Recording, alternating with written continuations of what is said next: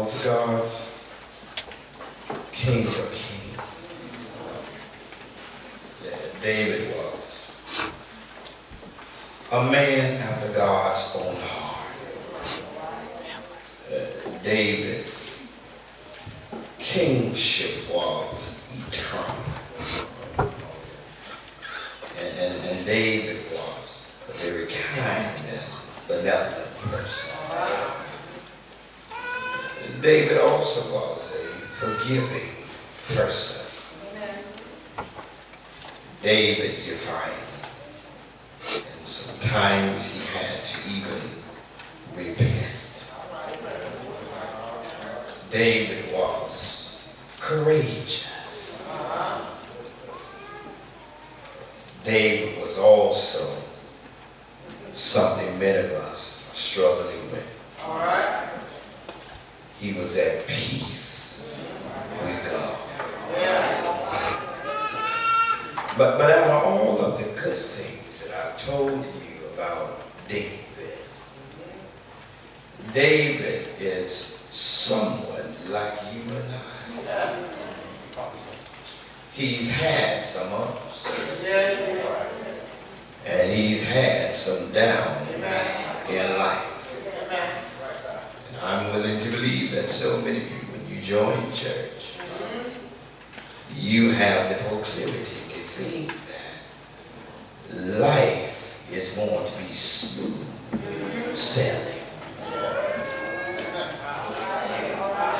I dropped by on my way to heaven to tell you that you're going to have some high. And I need to form the next part of the question. Can you handle the load? And the more that you sit here today, you can say with a resounding voice, if you only knew. Matter of fact, the folk in front of you knew what you went through. They might would find another seat to sit in because of your shouting ability.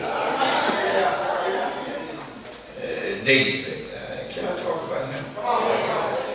One of the highs of David was in 1 Samuel 16. You don't have to go there. I need to tell you the story because this will be too much traveling for you.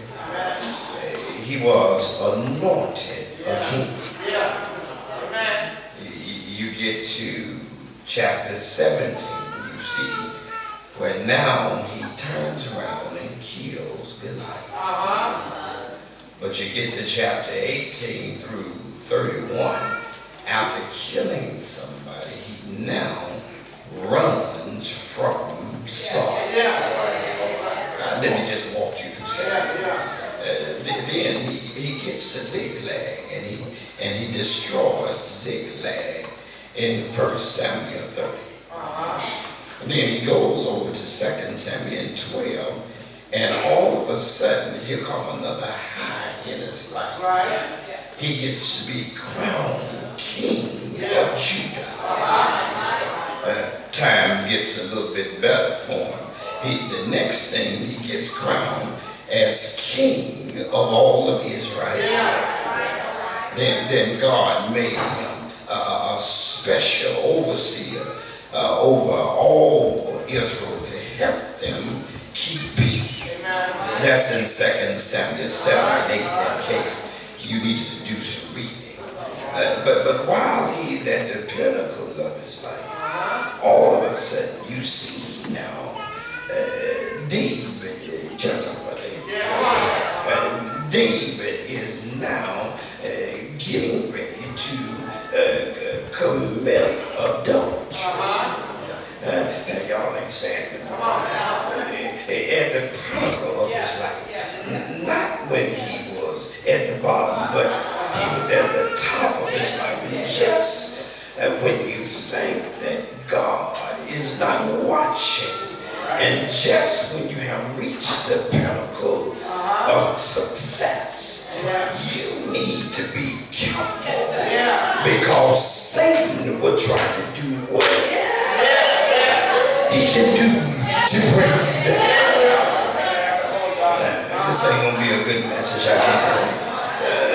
And so he commits adultery, but not only did he commit adultery, he turns around and have the woman's husband bumped off. I'm in my church. This is what I want to say. He had the woman's husband not bumped off later, but had him bumped off on the front of the line. Set him up. And I know y'all so holy here. You ain't never set nobody up. He had a glimpse of what was on the roof. And it got good to him. Let me find a couple of my brothers in here. I know you can't say that because your wife near you, but if it look good to you, and especially when it ain't got no clothes on. Oh, I'm in the text. Come on, talk to me. And that all shucks. And that's why Adam turned over when he seen Eve. Can you see him? That boy said, yes. Bones of my bone, flesh of my flesh. Y'all acting kind of foolish with me. And I got some brothers in here. That's why you spend a lot of time staring at that woman when she walked by your way. And y'all kidding me trying to act like just because you're religious, you ain't got no eyes. Come on, I got some lookers that go to this church. If looks would kill, you'd have killed a whole lot of folk. I thought I'd travel down that road out the back. Good God, so he committed adultery, turned around and have Uriah killed. And then you find where Solomon was born. And then that was a high point for him. And then right behind that, that was in 2 Samuel in the 2nd chapter. And then when you get to 2 Samuel 15 to 18 chapter, he deals with Absalom's rebelliousness.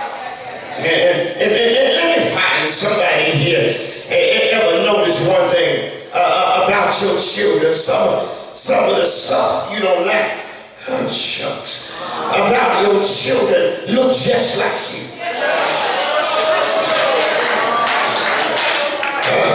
Let me struggle through this thing. I'll be to your part in a minute. And I know you want to put me on it going when I got there. But some of the same stuff, and you argue with your children about some of the same stuff that look just like you. And let me find a couple of Holy Ghost folk in here. You ain't always been holy. Can I get a witness? And you ain't, matter of fact, I got a couple of you babies in here. You ain't always been in church. And if you was in church, that's all you were.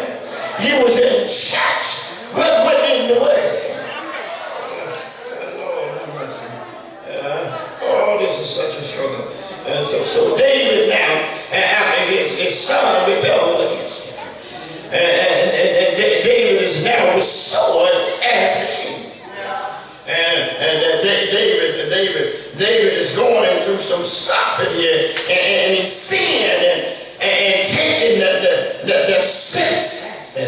And David now is planning for the temple.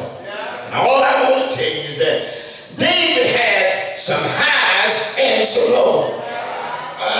That's my introduction. I need to deal with that before I can get to my argument in here. And everybody in here have had some highs and lows. Can I get a witness? And matter of fact, I don't know who it is in here this morning. You at a low state right now. But I need to tell you something. It won't always be that way.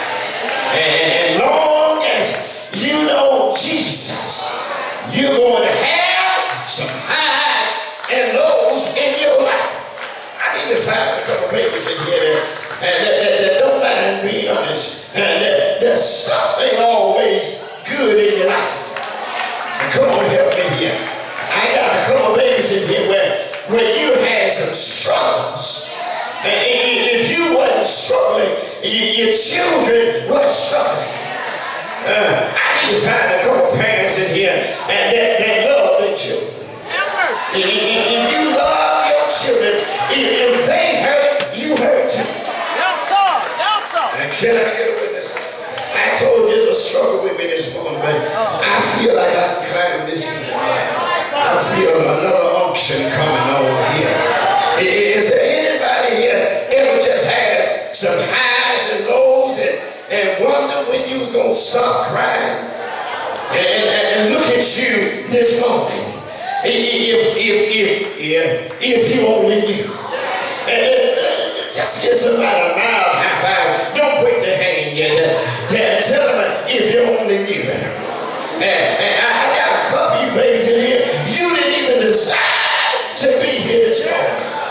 But it wasn't nobody but God. I got some young folk in here been about to lose their mind after a relationship that busted up. But if you only knew. Oh, Lord have mercy.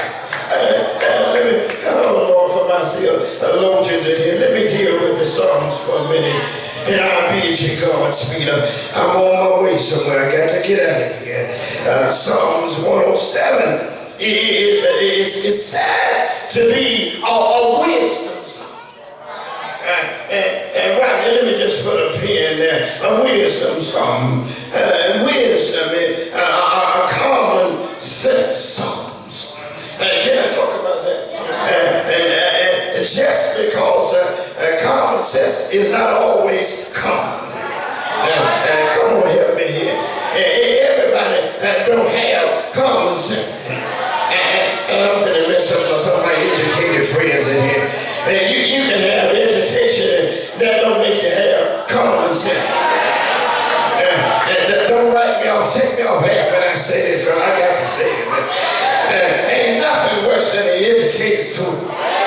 Lord have mercy. Lord have mercy. Don't nobody love education no more than I do. And I got a lot of it, but guess what? You can't let education make you be a nut. You can't let education make you think you better than somebody else. Guess what? It's good to be learned, but it's better to have the learning and the burning. And Marshall, I'm glad you're here today. I feel like preaching now. Thank God for Jesus. Is there anybody here ever struggled with having wisdom? In other words, let me just argue this thing. So many days in your life, you ask God, why is it that you let this happen to me? And let me go to rewind. There it comes. God, why is it that you let this happen to me? Y'all ain't got, I ain't even turn the table over. It's going too fast. Lord, why is it that you let this happen to me? How come it can't be somebody else? And I need to ask you this before we go home. Why not you? You're a good candidate for trouble. But Big Mama would say it like this. I'm so glad. Oh, y'all want to go to church now, don't you? And there's trouble won't last always. Come on, talk to me here. Why I got to have trouble with my child? Why I got to have trouble with my spouse? Why is it that I'm the only somebody that seems like I'm always sick? Seems like every time I get over one sickness, here comes another.